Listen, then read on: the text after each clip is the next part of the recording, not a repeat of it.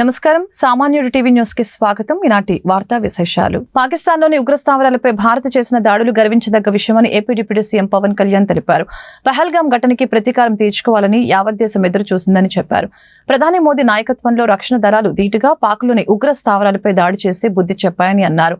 పాకిస్తాన్కి మద్దతుగా ఆలోచించే నాయకులు తమ వైఖరి మార్చుకోవాలని అన్నారు.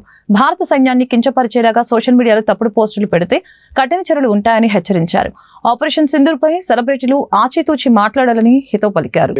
మతం పేరు మీద అడిగి చాలా ఘాతుకంగా చంపేశారు. ఆంధ్రాకి సంబంధించి దాదాపు ఇద్దరు కుటుంబాలతో సహా వెళ్లిన ఇద్దరిని హిందువులా కాదా అని చెప్పి సాధర్మచారుల ముందే మ్యాగజైన్ ఎంటీ చేశారు, తల లేకుండా చేశారు. ఇంత ఘాతుకంగా చంపిన తర్వాత దేశం మొత్తం కూడా ఒక డెసిసివ్ యాక్షన్, ఒక బోల్డ్ యాక్షన్ కోసం ఎదురు చూస్తుంది. అది నిన్న రాత్రి జరగటం. ఇలాంటి సమయంలో 9 ప్రాంతాల్లో 15 కిలోమీటర్ల నుంచి దాదాపు 200 కిలోమీటర్ల లోపల వరకు వెళ్ళి భారతదేశ సైన్యం అక్కడున్న మిలిటరీ ఎస్టాబ్లిష్మెంట్స్కి దాడి చేయకుండా, అక్కడున్న సివిలియన్ క్యాజువాలిటీస్ లేకుండా కేవలం ఉగ్రవాద సంస్థలునే ముఖ్యంగా ఈ 3 సంస్థల మీద ప్రత్యేకించి దాడులు జరపడం, వాటిని ధ్వంసం చేయడం నిజంగా ఇది భారతదేశం ప్రతి ఒక్కరు హర్షించదగ్గ విషయం.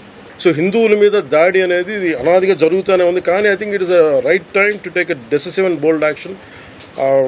It's a commendable job done by our army personnel and defense personnel. We have to appreciate them. We'll stand by them under the leadership of Honorable Prime Minister Modi ji. We will stand by you, sir, and whatever you have taken, whatever decision, bold action, bold decision you take, we're going to stand by you. We are with you. This is a time of war, not a full-blown war, but it is a protracted war which will continue for a long time. And Pakistan should be taught a tough lesson, because they are the ones who are harboring these terrorists. No matter where a bomb blast happens, including in Hyderabad, this has become a menace. I think under the new leadership of Modi ji, the tough leadership of Modi ji, central government will take a decisive action on any kind of terrorism and any kind of terrorism act. At the same time, I appeal to all the people of our nation. As a civilian person, when military is waging a war, what we have to do? And military యుద్ధం చేస్తున్నప్పుడు మనం ఏం చేయగలం అని అనుకున్నప్పుడు ప్రతి civilian కూడా, including all the civilians of our nation, we have a role to play. Make sure any kind of anti-national rhetoric happens on social media. Make sure you give a counter attack. Make sure they'll be brought to justice. Make sure you'll be conveyed to the relevant cybercrime departments. And also please make sure we'll file cases on them. And also I have conveyed to our DGP also today morning, anybody from the state of Andhra Pradesh, anyone who goes anti-national and who goes against this war. పాక్లో ఉగ్రవాదుల భరతం పట్టేలా భారత సైన్యం చేపట్టిన operation సింధూర్పై AP మంత్రి నారా లోకేష్ స్పందించారు. పహల్గాం దాడికి ప్రతీకారంగా ఉగ్రవాదులు స్థావరాలపై నేలమట్టం చేయడంపై ఆయన హర్షం వ్యక్తం చేశారు. మన నేలపై మొలిచిన మొక్క కూడా పీకలేరు. 100 పాకిస్తాన్లకు సమాధానం చెప్పే మిసైల్ పేరు మోదీ అని పేర్కొంటూ ఒక ప్రత్యేక వీడియోను ఎక్స్ లో షేర్ చేశారు. ఇటీవల ప్రధాని నరేంద్ర మోదీ అమరావతి పునఃప్రారంభోత్సవ వేడుకలకు విచ్చేసిన సందర్భంలో తాను చేసిన ప్రసంగంలోని కొన్ని పాయింట్లు, పాక్ ఉగ్రవాద స్థావరాలపై సైన్యం జరిపిన దాడుల దృశ్యాలు, ప్రధాని మోదీ ప్రసంగంలోని కొన్ని మాటలతో కలిపి 54 సెకండ్ల నిడివి కలిగిన వీడియోను ఆయన పంచుకున్నారు. మన దేశ భద్రత రక్షణ కోసం ప్రతి భారతీయుడు సన్నద్ధంగా ఉండాలని బీజేపీ ఏపీ అధ్యక్షురాలు రాజమండ్రి ఎంపీ పురంధేశ్వరి పిలుపునిచ్చారు.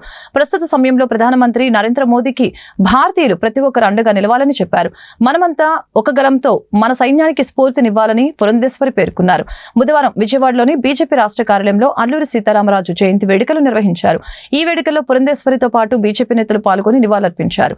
ఈ సందర్భంగా మీడియాతో దగ్గుపాటి పురంధేశ్వరి మాట్లాడారు. పాకిస్తాన్ ఉగ్రవాదుల దాడికి భారత్ ధీటైన జవాబు ఇవ్వటం ఖాయమని చెప్పారు. 26 మంది అమాయకులైన భారత పర్యాటకులకి అన్యాయంగా పాకిస్తాన్ ఉగ్రవాదులు చంపేశారని ఆవేదన వ్యక్తం చేశారు. పాకిస్తాన్ కి తప్పకుండా సమాధానం చెబుతామని ప్రధానమంత్రి నరేంద్ర మోదీ ముందుగానే ప్రకటించారని అన్నారు. పాకిస్తాన్లో 9 ఉగ్రవాద స్థావరాలని భారత బలగాలు ధ్వంసం చేశాయని పురంధేశ్వరి తెలిపారు. నిద్ర లేవడంతో మనకు అందినటువంటి సందర్భం. దేశవ్యాప్తంగా కూడా చాలా మంది ఈ యొక్క కార్యాచరణ ఏదైతే మన డిఫెన్స్ చేయబట్టిందో దాన్ని ప్రతి ఒక్కరూ కూడా భారత పౌరులందరూ కూడా స్వాగతిస్తున్నటువంటి నేపథ్యం.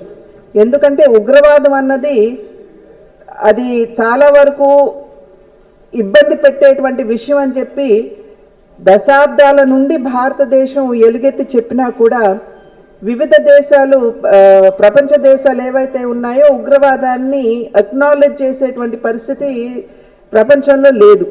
అయితే ఎప్పుడైతే అమెరికా మీద 9/11 దాడి జరిగిందో ఆనాటి నుండి ఉగ్రవాదం అన్నది ఖచ్చితంగా ప్రపంచ దేశాలన్నీ కూడా దాన్ని ఒక రకంగా తిప్పికొట్టవలసినటువంటి అంశం అని చెప్పి ప్రపంచ దేశాలన్నీ కూడా గుర్తించడం జరిగింది. ప్రధానంగా 2014 సంవత్సరానికి ముందు మన పొరుగు దేశమైనటువంటి పాకిస్తాన్ నుండి ఉగ్రవాదులు మన దేశంలోకి చొచ్చుకుని వచ్చి మన సైన్యాన్ని మన సైనికుల్ని చంపి తిరిగి వెళ్ళిపోతున్నా ఎటువంటి చర్య తీసుకోనటువంటి పరిస్థితిలో భారతదేశం ఉండేది. కానీ 2014 సంవత్సరం నుండి ఇప్పటి వరకు కూడా, ఈ క్షణం వరకు కూడా మనం తిరిగి చూసుకున్నట్లయితే ఎప్పుడైనా సరే ఉగ్రవాదులు పొరుగు దేశం నుండి మన దేశం మీద, మన సైనికుల మీద దాడి చేసినట్లయితే వారికి ధీటైనటువంటి సమాధానం ఇచ్చేటువంటి పరిస్థితి ఇవాళ దేశంలో ఉంది. అది మన సర్జికల్ స్ట్రైక్ ఊరికి సంబంధించి మనం చూసినటువంటి సందర్భం. అదేవిధంగా మొన్న ఈ ఏప్రిల్ 22వ తారీఖున అమాయకులైనటువంటి టూరిస్ట్స్ ఎవరైతే ఉన్నారు, అందులో కొత్తగా పెళ్ళైనటువంటి జంట కూడా ఉన్నారు. వారు పెహల్గాంకి వెళ్ళినటువంటి సందర్భంలో మీరు హిందువులా కాదా అని చెప్పి వారిని అడిగి ప్రశ్నించి ఉగ్రవాదులు 26 మంది టూరిస్ట్ని అక్కడ హతమార్చడం జరిగింది. దీనికి ధీటైనటువంటి సమాధానం మేము చెబుతాము అని చెప్పి దేశ ప్రధాని నరేంద్ర మోడీ గారు ఎప్పటికప్పుడు దేశ ప్రజలకి వారి సందేశం ఇస్తూనే ఉన్నారు. మరి ఆ ధీటైనటువంటి సమాధానం ఏ రకంగా ఉంటుంది అనేటువంటి విషయం మీద దేశంలో కూడా చాలా మందిలో ఒక రకమైనటువంటి ఉత్సుకత ఉన్నటువంటి నేపథ్యం. అటువంటి సందర్భంలో ధీటైనటువంటి సమాధానంగా ఇవాళ తెల్లవారుజామున మన సైనికులు పాకిస్తాన్లోకి చొరబడి అక్కడ ఉన్నటువంటి భారత సైన్యం పాకిస్తాన్ భూభాగంలోని ఉగ్రవాద స్థావరాలని ధ్వంసం చేయడంపై హోంమంత్రి వంగలపూడి అనిత హర్షం వ్యక్తం చేశారు. ఈ సందర్భంగా ఆమె మీడియాతో మాట్లాడుతూ ఆపరేషన్ సింధూర్ భారతదేశ గౌరవాన్ని, సార్వభౌమత్వాన్ని ప్రపంచ పటముపై మరొకసారి నిలిపిందని కొనియాడారు.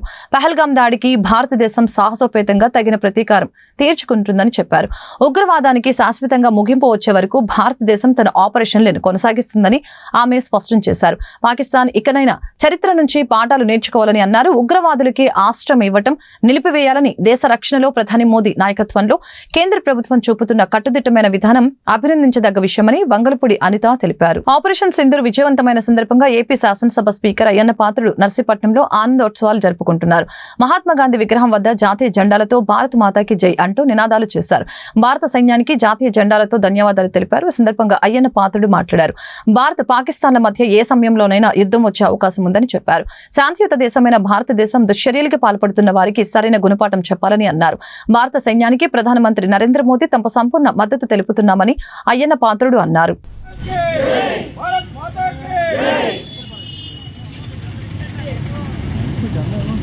మన పుణ్యదేశం, శాంతియుతమైన దేశం.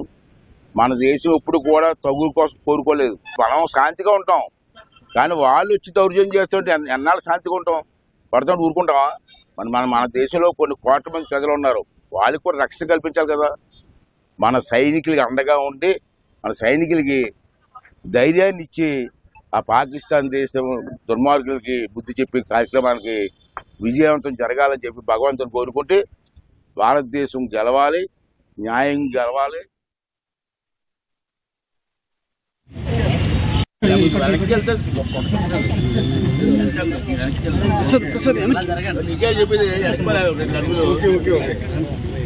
గుంటూరు శంకర్ విలాస్ ఫ్లైఓవర్ బ్రిడ్జి నిర్మాణాన్ని సాధ్యమైనంత స్పీడ్ గా పూర్తి చేస్తామని కేంద్ర గ్రామీణాభివృద్ధి కమ్యూనికేషన్ శాఖల సహాయ మంత్రి డాక్టర్ పెమ్మసాని చంద్రశేఖర్ స్పష్టం చేశారు. నాణ్యత ప్రమాణాల విషయంలో రాజీ పడేది లేదని ఖరాఖండిగా చెప్పారు. ఈ బ్రిడ్జికి సంబంధించి తనలో ఎలాంటి స్వార్థం లేదని, తల తెగిపడిన పొరపాటు చేయనని అన్నారు. గుంటూరు వాసులు గర్వపడేలాగా అద్భుతంగా బ్రిడ్జి నిర్మిస్తామని ప్రకటించారు. బుధవారం గుంటూరు శంకర్ విలాస్ ఫ్లైఓవర్ బ్రిడ్జి నిర్మాణానికి జరిగిన శంకుస్థాపన కార్యక్రమంలో పెమ్మసాని చంద్రశేఖర్ ముఖ్య అతిథిగా పాల్గొన్నారు. ఈ పేరుకు ఏర్పాటు చేసిన సభలో ఆయన మాట్లాడారు. మాట్లాడారు. ఫ్లైఓవర్ బ్రిడ్జి నిర్మాణ సమయంలో ట్రాఫిక్ సమస్య తలెత్తకుండా అన్ని రకాల చర్యలు తీసుకున్నామని చెప్పారు. రేపటి నుంచి బ్రిడ్జి వర్క్ స్టార్ట్ అవుతుందని పేర్కొన్నారు. ఈ బ్రిడ్జి నిర్మాణ నేపథ్యంలో అన్ని మతాలకు చెందిన ప్రార్థనా మందిరాలని స్వచ్ఛందంగా తొలగించుకోవాలని సూచించారు. కార్యక్రమంలో జిల్లా ఇన్ఛార్జి మంత్రి కందుల దుర్గేష్, గుంటూరు తూర్పు పశ్చిమ ఎమ్మెల్యేలు కళా మాధవి, నజీర్, ప్రతిపాటి ఎమ్మెల్యే బూర్ల రామాంజనేయులు, వేమూరి ఎమ్మెల్యే నక్క ఆనందబాబు, ఎమ్మెల్సీ ఆలపాటి రాజేంద్ర ప్రసాద్, నగర మేయర్ కోవెలముడి రవీంద్ర తదితరులు పాల్గొన్నారు. ఒక వ్యక్తి వల్ల ఏమీ జరగదు. ఈ రోజు నన్ను ఇక్కడ కూర్చోబెట్టినటువంటి అంటే అత్యంత మెజారిటీ తీసుకొచ్చారు కాబట్టి నాలో ఒక అత్యంత సేవాభావం పెరిగింది. సో ఆ విజయానికి సహకరించినటువంటి కూటమి నాయకులందరికీ, గుంటూరు ప్రజలందరికీ కూడా ఇందులో మొట్టమొదటి భాగస్వామ్యం ఉంది.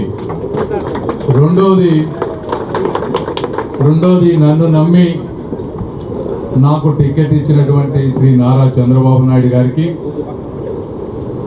మూడోది నేను అడిగిన వెంటనే పొన్నూరుకు కానీ తెనాలికి కానీ వచ్చి ప్రజలందరి మధ్యలో నన్ను ప్రోత్సహించినటువంటి శ్రీ పవన్ కళ్యాణ్ గారికి కానీ, అదేవిధంగా ఈ ప్రాజెక్టులన్నీ తీసుకువెళ్ళినప్పుడు దానికి ఏమి క్వైరీ లేకుండా వెంటనే ఇచ్చినటువంటి శ్రీ నితిన్ గడ్కరీ గారికి కానీ, అదేవిధంగా ఒక కేంద్ర ప్రభుత్వంలో ఒక వ్యక్తి వచ్చి ఒక ప్రాజెక్టులు చంద్రబాబు నాయుడు గారి చేతుల మీదుగా ఇది శంకుస్థాపన చేయాలని వారి డేట్ కోసం 2 వారాలు ఆగాం.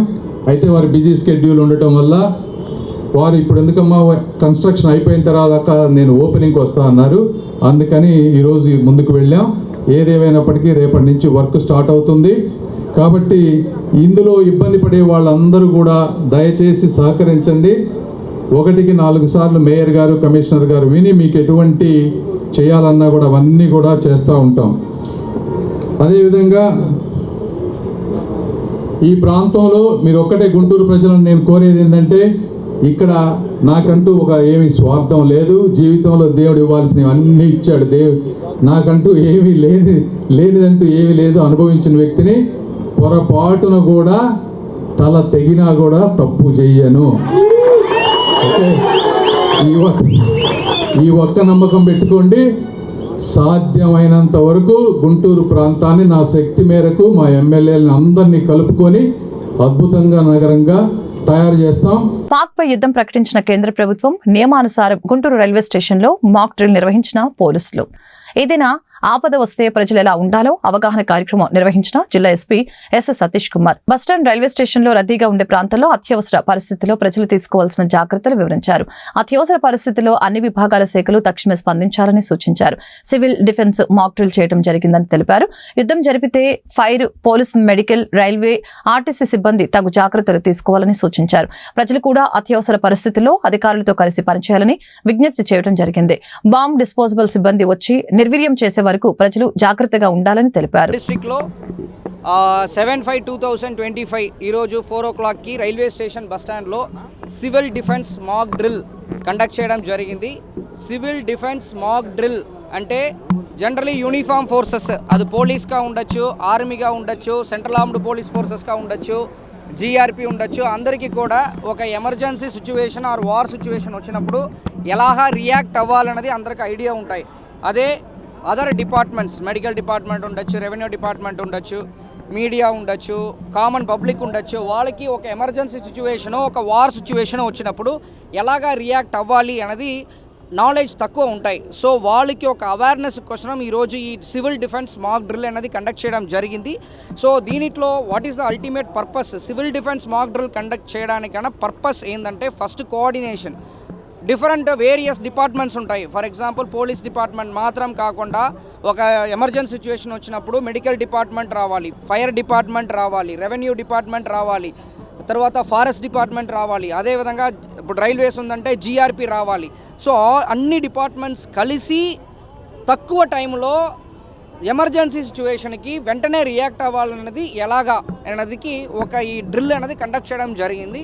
సో ఇదే నిజమైన ఒక సిచ్యువేషన్ వచ్చినప్పుడు ఈ అన్ని డిపార్ట్మెంట్స్ కూడా వితిన్ షార్ట్ టైం, తక్కువ టైంలో ఎలాగా కోఆర్డినేట్ చేసుకోవాలన్నది కానీ ఒక మంచి ఆపర్చునిటీగా ఈ మాక్ డ్రిల్ ఉపయోగపడతాయి.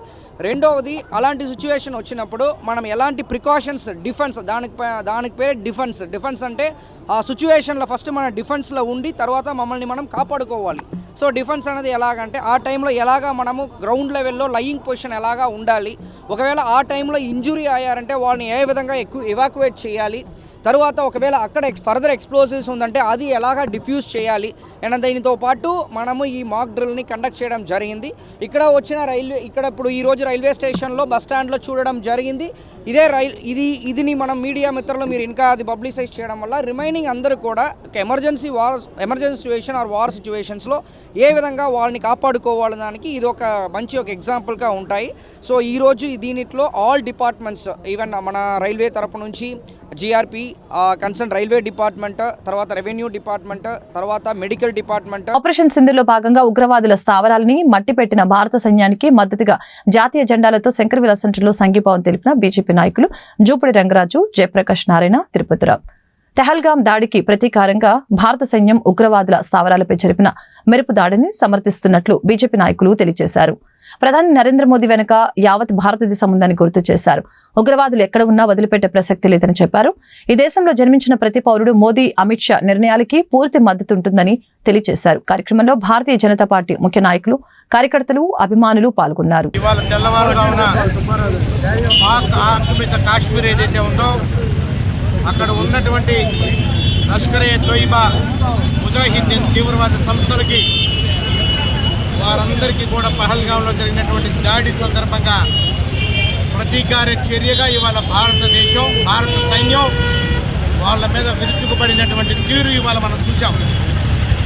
భారతీయ సైనికులందరికీ కూడా ఈ సందర్భంగా శుభాకాంక్షలు తెలియజేస్తూ ఈ దేశం వైపు కన్నెత్తి చూసిన ఈ దేశ పౌరులకు ఎవరికన్నా కనుక హాని తలపెట్టినా కూడా పాకిస్తాన్కి ఏ రకంగా ఉంటుందో గతంలో 2 సార్లు రుచి చూపించినటువంటి నరేంద్ర మోదీ ప్రభుత్వం ఇవాళ ఎంచుకొని ఎక్కడైతే తీవ్రవాదులు ఉన్నారో ఆ తీవ్రవాదులు ఉన్నటువంటి ప్రాంతాన్ని మాత్రమే టార్గెట్ చేసి ఇవాళ సుమారుగా వాళ్ళ ప్రాంత స్థావరాలన్నింటినీ కూడా తీవ్రవాద స్థావరాలను కూడా టార్గెట్ చేసి సుమారుగా 100కు పైనగా ఉన్నటువంటి పాకిస్తానీ తీవ్రవాదుల్ని ఇవాళ అక్కడ కాల్చివేయడం జరిగింది. వారందరికీ కూడా తగిన బుద్ధి చెప్పడం జరిగింది.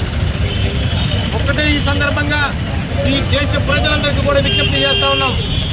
ఏదైతే భారత సైన్యం ఇవాళ తీసుకున్నటువంటి చర్య ఉందో దీనికి భారతీయులందరూ కూడా సైన్యం వెనకాల నిలబడి సైన్యానికి మనోధైర్యాన్ని కలిగించి సైన్యానికి తగినంతటువంటి శక్తిని, ధైర్యాన్ని ఇవ్వవలసినటువంటి బాధ్యత ఈ దేశంలో ఉన్నటువంటి ప్రతి ఒక్క పౌరుడి మీద కూడా ఉందని తెలియజేస్తూ ఈ దేశం మీద కనుక ఏ రకమైనటువంటి దాడికి కనుక మరొకసారి ఆలోచన చేస్తే ఇవాళ నరేంద్ర మోదీ గారు హెచ్చరించారు, రాజ్నాథ్ సింగ్ గారు హెచ్చరించారు. వారు చెప్పినట్టుగా జమ్మూ కాశ్మీర్లోని పహల్గామ్లో పర్యాటకుల మీద ఈ యొక్క తీవ్రవాద ముష్కరులు దాడి చేసినటువంటి సంఘటనలో పర్యాటకులు చాలామంది, దాదాపు 28 మంది అసలు బాశారు. దానికి సమాధానంగా రాత్రి తెల్లారుజామున వార్ స్టార్ట్ అయింది. ప్రధానమంత్రి మోడీ గారు మాట ఇచ్చారు. మాట ప్రకారం ఈ యొక్క తీవ్రవాద మూకలు ఎక్కడ దాక్కున్నా, ఏ గుహలో దాక్కున్నా, పాకిస్తాన్లో ఉన్నా, ఎక్కడున్నా కానీ వారిని వెంటాడి తుది ముట్టించేంత వరకు కూడా భారతదేశ సైనికులు పోరాడతారు. అలాగే మోడీ గారు ఇచ్చిన మాట ప్రకారం ఈ యొక్క భారతదేశ సార్వభౌమత్వాన్ని కాపాడేందుకు వారు సిద్ధంగా ఉన్నారు. అలాగే ప్రజలు ఏదైతే ఆశించారో ఎప్పుడో అని అది ఈ రోజే మొదలైంది. వారు పాకిస్తాన్లో ఉండే భవిష్యత్ అవసరాలని దృష్టిలో పెట్టుకుని గుంటూరు శంకరవిలాస్ ఫ్లైఓవర్ బ్రిడ్జి నిర్మాణం జరుగుతుందని జిల్లా ఇన్ఛార్జి మంత్రి కందుల దుర్గేష్ తెలిపారు. ఈ బ్రిడ్జి నిర్మాణంతో ట్రాఫిక్ కష్టాలు తొలగిపోతాయని చెప్పారు. కూటమి ప్రభుత్వం ప్రజా సంక్షేమం, రాష్ట్ర అభివృద్ధికి కట్టుబడి ఉందని వివరించారు. బుధవారం గుంటూరు శంకరవిలాస్ ఫ్లైఓవర్ బ్రిడ్జి నిర్మాణానికి జరిగిన శంకుస్థాపన కార్యక్రమంలో జిల్లా ఇన్ఛార్జి మంత్రి కందుల దుర్గేష్ పాల్గొన్నారు. ఈ సందర్భంగా ఆయన మాట్లాడారు. కేంద్ర సహాయ మంత్రి పెమ్మసాని చంద్రశేఖర్ చొరవతోనే ఈ బ్రిడ్జి నిర్మాణం సాధ్యమైందని చెప్పారు. ఈ నిర్దేశిత సమయంలోనే ఈ బ్రిడ్జి నిర్మాణం పూర్తవుతుందని వివరించారు. సర్వం తానే నిర్వహిస్తున్నటువంటి కేంద్ర మంత్రివర్యులు పెద్దలు డాక్టర్ పెమ్మసాని చంద్రశేఖర్ గారికి, వేదిక మీద ఉన్నటువంటి 50 మంది శాసనసభ్యులకు, శాసన మండలి సభ్యులకు, జిల్లా యంత్రాంగం అధికారులకు, వివిధ కార్పొరేషన్ల చైర్మన్లకు, వివిధ పార్టీల అధ్యక్షులకు, అన్నిటికంటే మించి కూటమి ప్రభుత్వంలోని తెలుగుదేశం, జనసేన, భారతీయ జనతా పార్టీల కార్యకర్తలు ముందు కూర్చున్నారు. మీరందరికీ కూడా నమస్సుమంజలి తెలియజేస్తా ఉన్నాను. ఒక విజన్ ఉన్నటువంటి నాయకత్వానికి, విజన్ లేనటువంటి నాయకత్వానికి ఉన్న మధ్య తేడా ఏదైతే ఉంటుందో అది స్పష్టంగా మనకు కనపడుతున్నటువంటి సందర్భం ఇది. గత 5 సంవత్సరాల కాలంలో మనందరం చూసాం, ఏ రకమైనటువంటి విజన్ లేకుండా డిస్ట్రక్షన్కి ప్రాధాన్యతనిచ్చి, కక్ష సాధింపుకి ప్రాధాన్యతనిచ్చి కార్యక్రమాల్ని నిర్వహించినటువంటి 5 సంవత్సరాల అరాచకాన్ని చూసాం.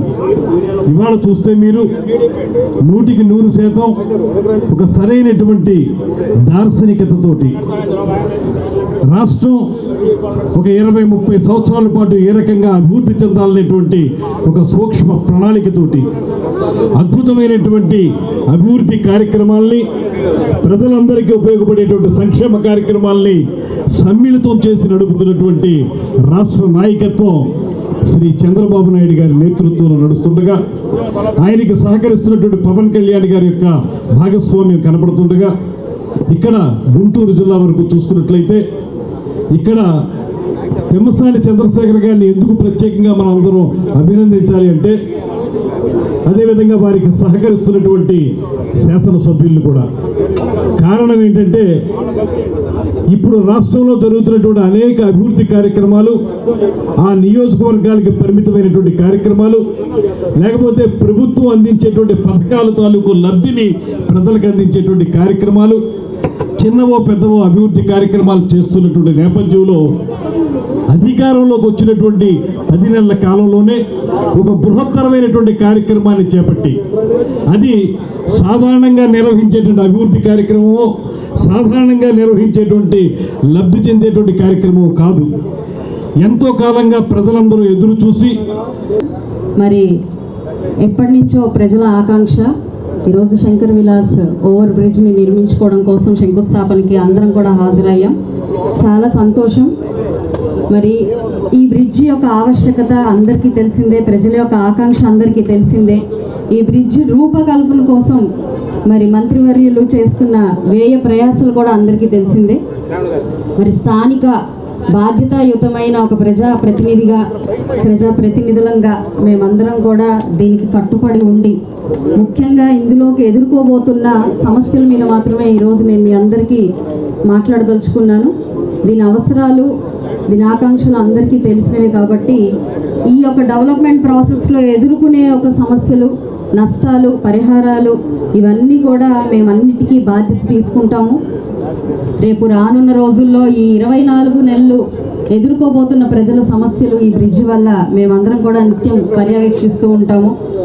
ఎక్కడా కూడా కార్యక్రమానికి విచ్చేసినటువంటి గౌరవ పెద్దలు, కేంద్ర మంత్రివర్యులు, గుంటూరు పార్లమెంట్ సభ్యులు పెమ్మసాని చంద్రశేఖర్ గారికి, అలాగే ఈ కార్యక్రమానికి విచ్చేసినటువంటి మరొక ముఖ్య అతిథి పెద్దలు రాష్ట్ర పర్యాటక శాఖ మంత్రివర్యులు కందుల దుర్గేష్ గారికి, అలాగే వేదిక మీద ఉన్నటువంటి కలెక్టర్ జయలక్ష్మి గారికి, అలాగే పశ్చిమ నియోజకవర్గ శాసనసభ్యురాలు శ్రీమతి గల్లా మాధవి గారికి, పెద్దలు తెలుగుదేశం పార్టీ జిల్లా అధ్యక్షులు తాడికొండ శాసనసభ్యులు శ్రవణ్ కుమార్ గారికి, పెద్దలు శాసనమండలి సభ్యులు ఆలపాటి రాజేంద్ర ప్రసాద్ గారికి, జనసేన పార్టీ అధ్యక్షులు గాది వెంకటేశ్వరరావు గారికి, వేమూరు నియోజకవర్గ శాసనసభ్యులు రక్క ఆనంద్ బాబు గారికి, అలాగే చైర్మన్ ఉండవల్లి శ్రీదేవి గారికి, అలాగే పెద్దలు గౌరవ ఎమ్మెల్యేస్ మాధవి గారికి, నజీర్ అహ్మద్ గారికి,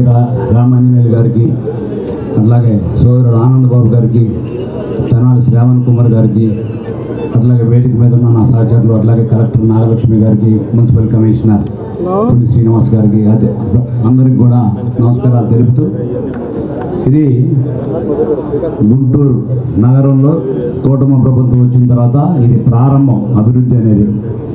ఇది కేంద్ర మంత్రి వర్యులు పెమ్మసాని చంద్రశేఖర్ గారి చొరవతో 8 నెలల కాలంలో కేంద్ర మంత్రిత్వంతో సంప్రదించి కేంద్ర ప్రభుత్వం సంప్రదించి ఈ యొక్క బ్రిడ్జిని 98 కోట్లు శాంక్షన్ తీసుకొచ్చిన విషయం మనందరికీ తెలిసిన విషయమే.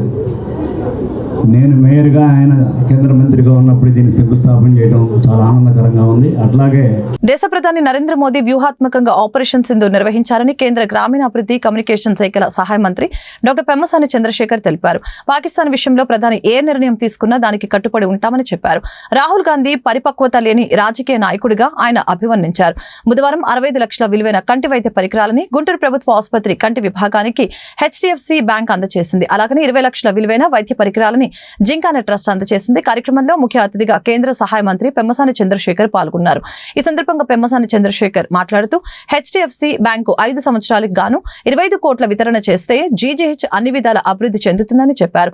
బోధన ఆసుపత్రిగా ఉన్న జీజీహెచ్ లో అన్ని పరికరాలు ఉంటేనే వైద్య విద్యార్థులు నైపుణ్యం సాధిస్తారని తెలిపారు. గత సంవత్సరంతో పోలిస్తే జీజీహెచ్ చాలా వరకు అభివృద్ధి సాధించిందని వివరించారు.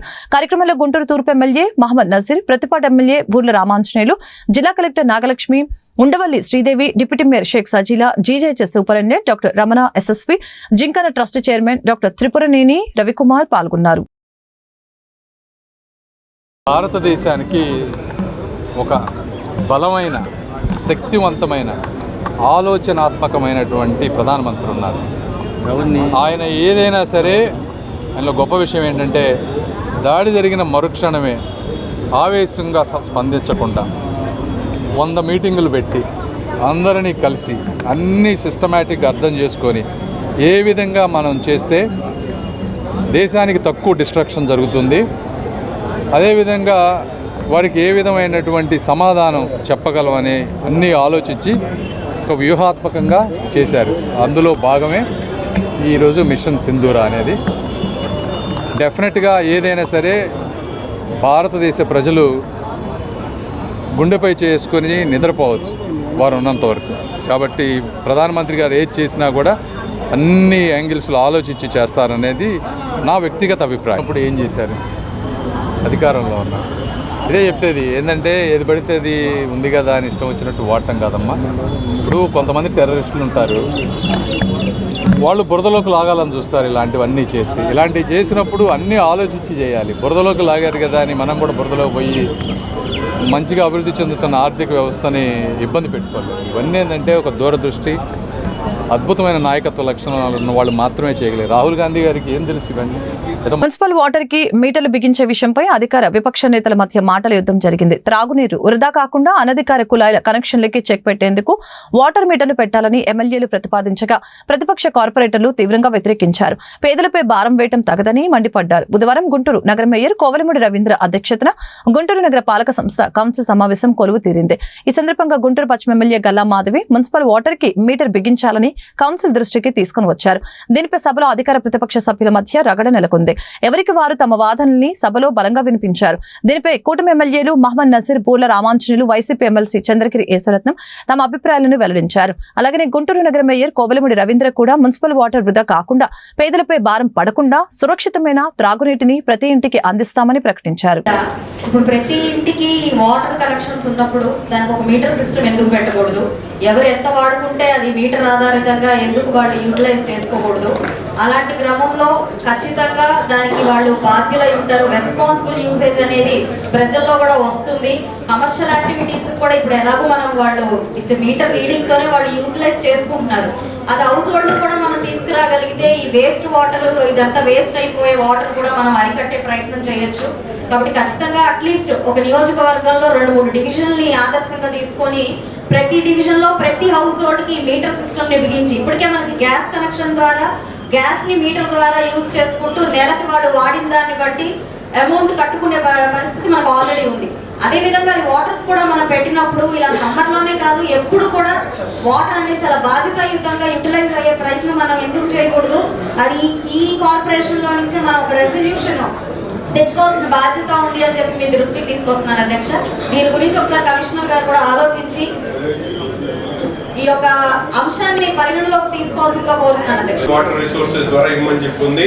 ఆ పద్ధతిలో ప్రతి ఇంటికి కూడా కుళాయి కనెక్షన్ మీరు ఇవ్వాల్సిందే, వాటర్ సప్లై చేయాల్సిందే. మీరు మీటర్లు పెట్టుకునేటువంటి ఆలోచన ఏమైనా చేయాలనుకుంటే పర్మనెంట్ గా మన దగ్గర ఎక్కడ కూడా గ్రౌండ్ వాటర్ నుంచి బోర్స్ కానీ ప్రతి పెద్ద బిల్డింగ్ కట్టుకున్నాడు బోర్ కూడా వేసుకుంటున్నాడు, కానీ పేదవాడు బోర్ వేసుకోడు, మొత్తం వాటర్ మున్సిపల్ వాటర్ మీద డిపెండ్ అవుతాడు. పెద్దవాళ్ళు వాడతారండి, వాళ్ళకి కావాల్సినటువంటి వాడుకుంటారు. ఇక్కడ 135 మీరు చెప్పినటువంటి 135 లీటర్స్ ఒక్క నిమిషం ఉండరా, 135 లీటర్స్ మీరు ఏదైతే చెప్తా ఉన్నారో పర్ పర్సన్, ఇవాళ గుంటూరు సిటీలో ఉన్నటువంటి వాళ్ళు 135 లో పెద్ద పెద్ద బిల్డింగ్స్ లో ఉన్న వాళ్ళకి 80 లీటర్స్ సరిపోతుంది తాగడానికో లేకపోతే వాళ్ళకి సేఫ్ చేసుకోవడానికి. మిగతా యూటిలిటీకి బోర్ వాటర్ వాడతారు వాళ్ళు, కానీ పేదవాడి ఇంటి దగ్గరికి వెళ్తే 135 వాడికి సరిపోదు. వాడు టాయిలెట్ కూడా అదే వాడాలి, వాడి దగ్గర బోర్ ఉండదు, స్నానం చేయడానికి అదే వాడాలి, ఇంట్లో వాడుకోవడానికి బట్టలు ఉతుకోవడానికి కూడా అదే వాడతాడు. మీరు అదే చెప్తుంది, మీరు పెట్టేటువంటి 200 మీరు స్టేజ్ దాకా ఫ్రీగా ఇస్తామంటున్నారు. అక్కడేమో ఎక్స్టెన్షన్ ఏరియాలో నీళ్లు రావు, బిందెలు పట్టుకొని ఎక్కడికెక్కడో వెళ్తుంటారు. వాళ్ళు పన్నులు కడుతున్నారు, ఇల్లు కడుతున్నారు. నేనేమంటానంటే ప్రపోర్షనేట్ చేయండి. ఇప్పుడు మన శాసనసభ్యులు చెప్పినట్టుగా మీటర్ పెడితే తప్పేం లేదు. రేపు చెప్పడం కూడా కరెక్ట్ కాదు. ఆఫీసర్స్ ఇట్లా చేస్తున్నారు అని అది కూడా కరెక్ట్ కాదు. ఇదంతా రిలేటెడ్ టు కరప్షన్. అది ఆఫీసర్ చేస్తున్నారా, కింద స్థాయి చేస్తున్నారా, పెద్ద చేస్తున్నారా, కార్పొరేట్ చేస్తున్నారా, ఎమ్మెల్యే చేస్తున్నారా, ఎమ్మెల్సీ చేస్తున్నారా, ఎవరు చేస్తున్నారా అనేది క్వశ్చన్ కాదు. నా రిక్వెస్ట్ ఒకటే, యాజ్ ఏ సిన్సియర్ సిటిజన్, మీరు ఈ గుంటూరులో 9 నెలలు మీకుంది, మీరు ఈ 9 నెలల్లో మార్పు చేయాలంటే ఎవరో చేయక్కర్లేదు, ఈ అధికారులే చేయాలి. ఈ అధికారులు పర్ఫెక్ట్గా ఉంటే కార్పొరేటర్ అక్కడికి పోడు, ఎమ్మెల్యేలు లేరు.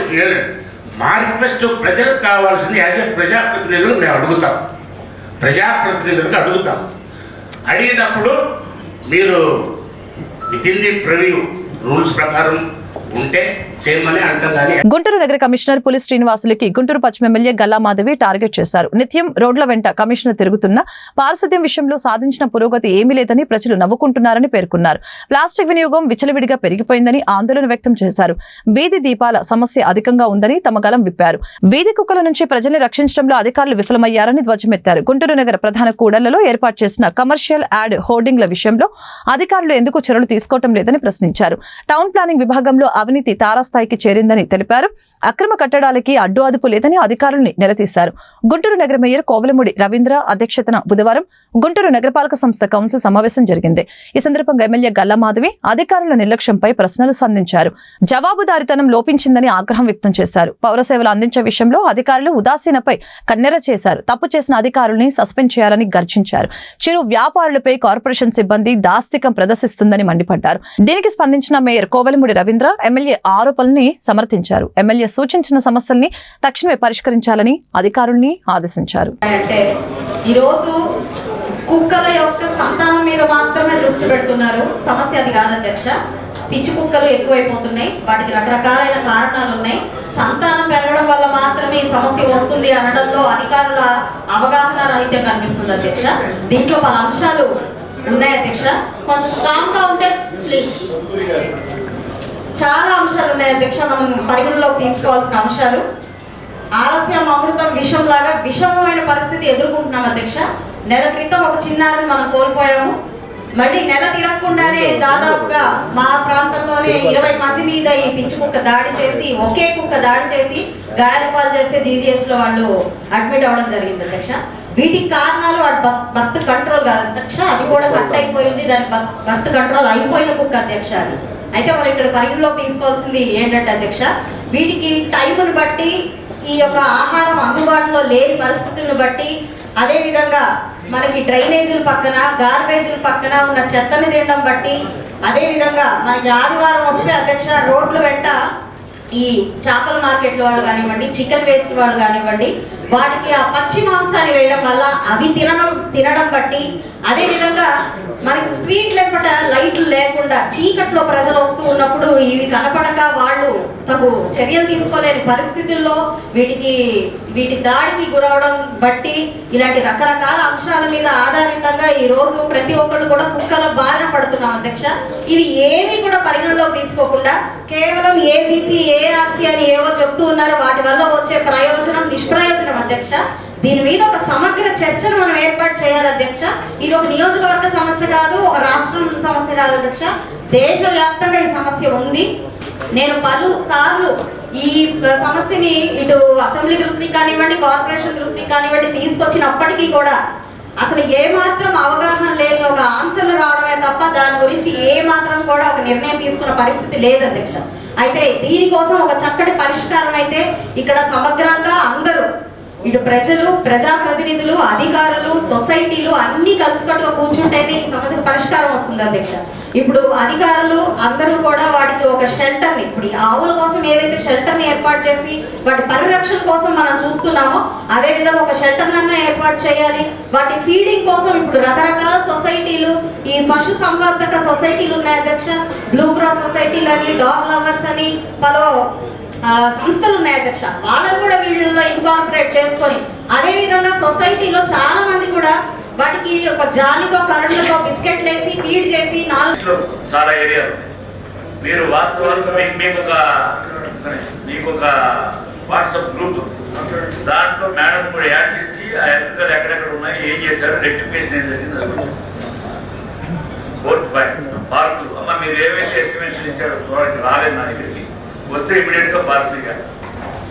డిస్ప్లే బోర్డ్స్ అండ్ లైటింగ్స్ మీరు ఏం చెప్పారంటే విగ్రహాలకి పర్మిషన్ ఇవ్వట్లేదు, డిస్ప్లే బోర్డుకి లైటింగ్ ఇచ్చునే.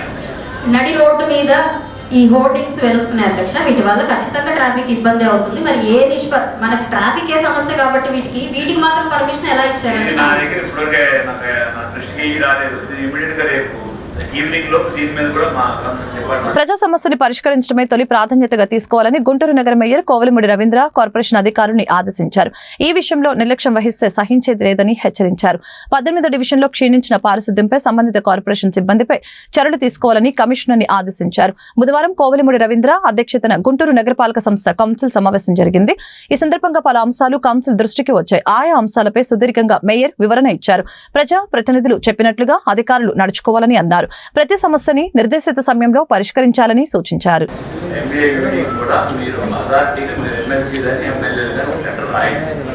ఎందుకంటే అప్పుడు మీకు కరప్షన్ తగ్గిపోతుంది. అప్పుడు సెట్ బ్యాక్ లేకుండా ఇప్పుడు బెంగళూరులో లాగా 46 స్టేట్లో కూడా ఏ విధంగా వేరే స్టేట్లు ఎట్లా ఉన్నాయి చూడండి. చూసి దాని ప్రకారం మీరు కూడా అప్పుడు మీరు చెప్పే పాయింట్ కూడా కరప్షన్ అనేది ఉండదు. పేదవాడు కూడా వీళ్ళందరూ చుట్టూ జరగాల్సిన పని లేదు. వాటి స్థలంలో వాడు కట్టుకున్నట్టు వాళ్ళు హ్యాపీ ఉంటారు. ఎదురికి ఎబో పవర్టీలో ఉన్న వాళ్ళు సెట్ బ్యాక్ వదిలిపెట్టుకోవాలి తప్పదు. రెండో పాయింట్ ఏంటంటే మీరు తగ్గింది, అది ఎక్కిపోయింది చెప్పిద్దాం. 300 కోట్ల ఆదాయం తెప్పిద్దాం. కూర్చోండి. రెండు పాయింట్లు ఉన్నాయి మేడం. 2 పాయింట్స్ ఉన్నాయి, మీకు ఆన్సర్ చేస్తున్నాను. తర్వాత ఒక నిమిషం తర్వాత అర్బన్ హెల్త్ కేర్ గురించి మేడం కొన్ని సైట్స్ ఐడెంటిఫై చేసి చెప్పండి. ఏవైతే మున్సిపల్ కార్పొరేషన్ సైట్లు మనం పేదవాడి కోసం ఈ పిఎస్సీలు అర్బన్ హెల్త్ సెంటర్లు డెవలప్ చేయడానికి ఈస్ట్లో కానీ వెస్ట్లో కానీ అట్లాగే పచ్చిపాటి కాన్స్టిట్యూన్సీలో కూడా సైట్లు ఉంటే వాళ్ళకి చెప్పండి. దయచేసి వాళ్ళు మినిస్ట్రీ నుంచి శాంక్షన్ తీసుకుంటూ ఉన్నారు కాబట్టి మన దగ్గర అన్యాక్రాంతంగా అవ్వకుండా ఏదో ఒక ప్రజలకు ఉపయోగపడుతుంది కాబట్టి అవి కూడా మీరు ఏ సైట్లు ఉన్నాయి ఏమి ఇవ్వగలనని కూడా ఒక వారం రోజుల్లో కరెక్ట్గా చెప్పింది. కానీ పేదవాడు అడుగు బలైన వర్గాలకి తెలుగుదేశం పార్టీ కూటమి ప్రభుత్వం ఫ్రీగా